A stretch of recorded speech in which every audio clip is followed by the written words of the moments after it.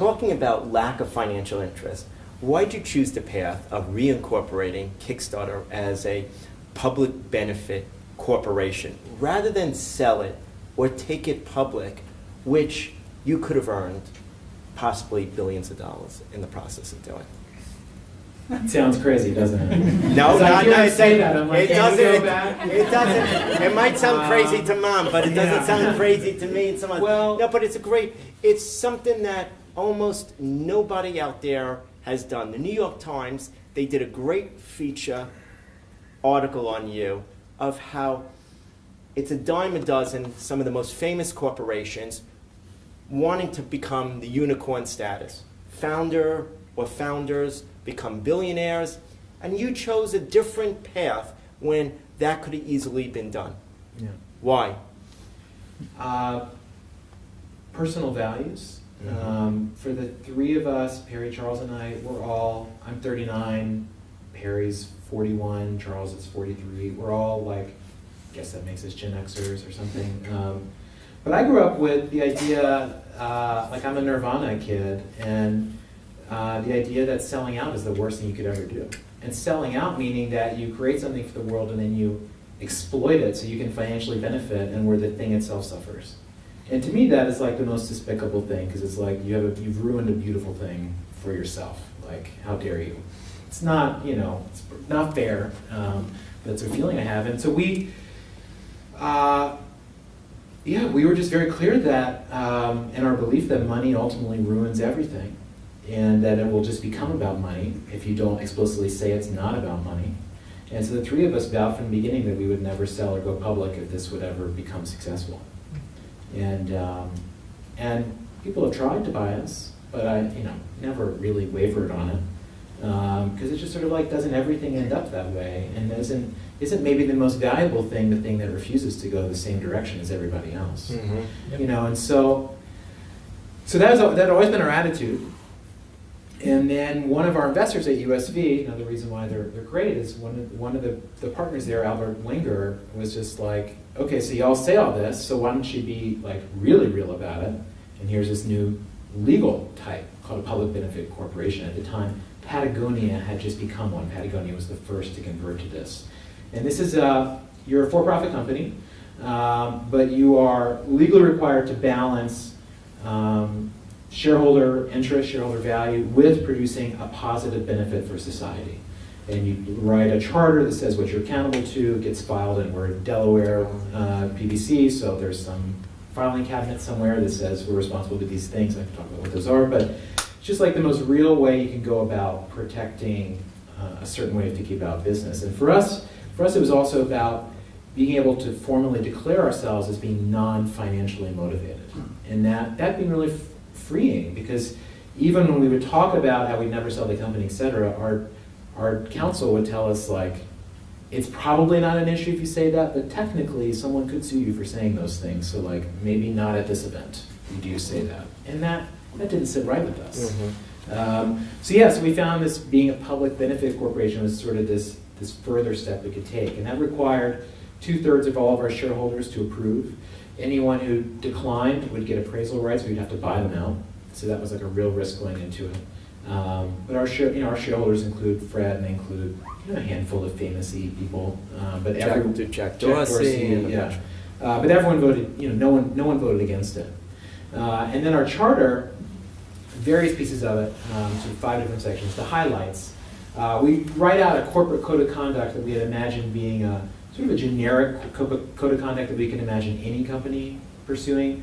That included protecting customer user data, aspiring to be carbon neutral in our behavior, also prohibiting the company from employing any legal but esoteric tax avoidance strategies, that we would publicly report our tax rate every year and exactly why it was paid that. And we donate 5% of our after-tax profits to arts and music education programs and to organizations fighting systemic inequality. And then there's various other provisions. But basically, just like, here's what you need to hold us accountable to. And I think that will grow. Whether it is that specific vehicle, I think it's an interesting vehicle. Mm-hmm. But the way we've always tried to position it and continue to position it as like, this is not hippie granola throwback. This is not the new branding, although I think that is an angle of it to be pursued. But like, this is the future. And guess what? If you're a well-established company and you're looking to hire an intelligent person under the age of 28, at a certain point, you're going to have to be a company like this to even have those people get in the door. Do you think it puts you at a disadvantage competing with other companies, or it's actually a major advantage? I don't know that I would say it's a major advantage, because people don't know what it is. But yeah, but we, because of this vow about never selling or going public, and every employee is an option holder or a shareholder, we have to explain to them, listen, this is like, as a part of your offer, you get whatever, 10,000 options. This is not a lottery ticket. We understand that's typically how these things work. You're given that saying, well, Jenny, if you work 100 hours a week for 5 years, it just might be worth $1 million. No, this is going to be more like maybe you co-wrote a hit song in the 70s and you get $5,000 a year for the rest of your life. Because we pay a dividend. We've done 2 straight years of dividends. There'll be more things like that. But like, orient yourself that way. And if you're still and want to work here, great, let's keep talking. If not, hey, we get it, don't worry about it, this isn't for you. But it becomes a nice filter, and then you find people, you're very clear about why someone is there. And so, we've pulled people out of Facebook. We've poached from the biggest places. But don't you think you get more out of a lot of these like-minded people when they're closer to the mission? They really want to be there for the right reason instead of just focusing on the specific equity value. They're focusing rather than that on the mission. Well, I mean, one of the people I'm most inspired by is this man, Konosuke Matsushita. The founder of Matsushita is a Japanese, now business, he's dead, so now he's a guru. He gets to be a guru when you die, I think. But he wrote a lot of great things, but the book that I was really moved by him is called Not for Bread Alone. It's this idea that like people, you should not ask your employees to work for bread alone. Like it is unfulfilling. Also, they're not going to be at their best, and also you're not going to be truly serving society. Like he viewed the responsibility of business is to raise the standard of living of society, which is worth thinking about, because how many businesses is that true of? But like, why isn't it that?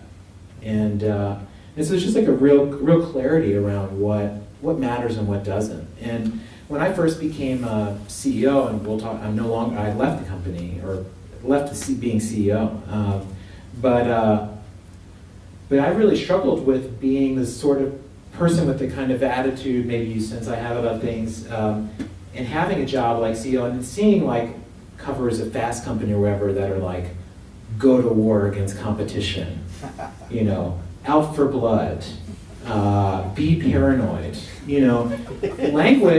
language of violence and of war. And like why, there might be more, like maybe the one book that's most owned by people in this room is like Sun Tzu. Like what does that have to do with improving the standard of living of society? So, I just think we're way off the rails.